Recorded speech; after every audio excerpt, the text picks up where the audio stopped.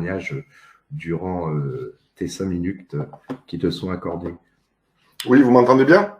Ouais, très bien, merci. D'accord. Bon, mais voilà, merci beaucoup de me permettre de m'exprimer. Merci pour cette initiative vraiment qui est super. C'est comme ça qu'on va y arriver avec tous ces témoignages. Donc moi, rapidement, c'est vrai que j'ai travaillé comme auxiliaire ambulancier entre janvier 2021 et septembre 2021.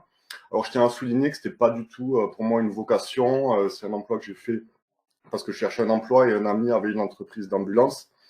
Et par rapport à tout ce qu'on a vécu, c'est vrai que j'étais extrêmement critique en fait de la société, de la crise sanitaire entre guillemets, la crise Covid. Et je me disais, ça serait bien de faire cet emploi pour voir de l'intérieur comment ça se passe en fait par rapport à tout ça. Donc voilà, c'était extrêmement intéressant parce qu'auxiliaire ambulancier, on est. Alors je précise, je suis en région toulousaine en fait.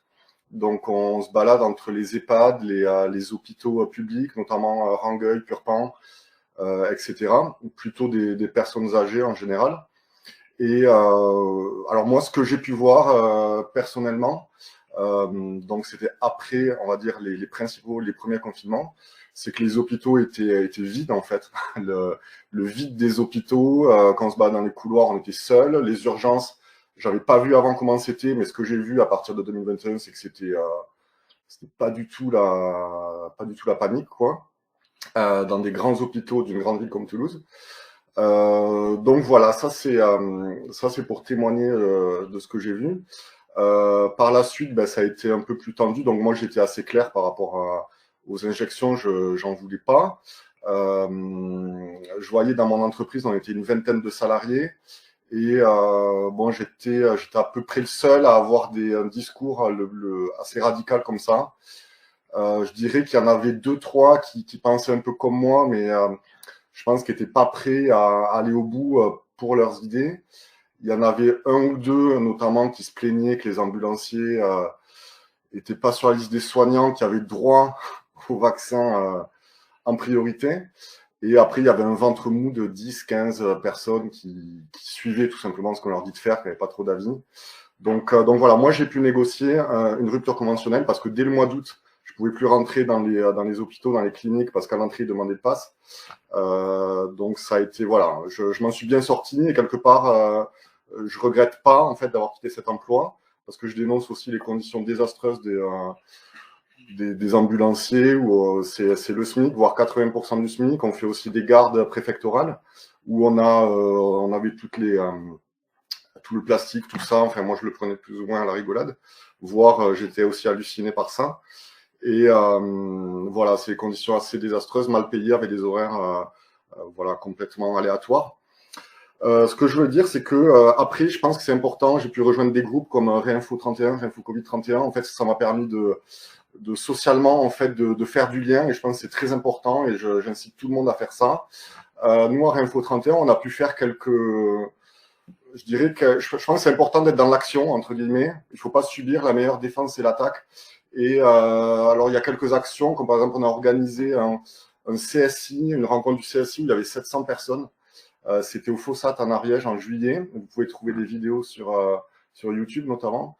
Et aussi, il y a eu l'histoire des panneaux de Toulouse, en fait, qui ont été faits par certains de notre collectif. Et ça, on est très fiers, en fait, on a fait le buzz. Et moi, j'invite tout le monde à être dans l'action, à faire des coups, entre guillemets, voilà, légaux, si possible. Bon, j'entends dire qu'il y a autre chose enfin, tout peut marcher quelque part.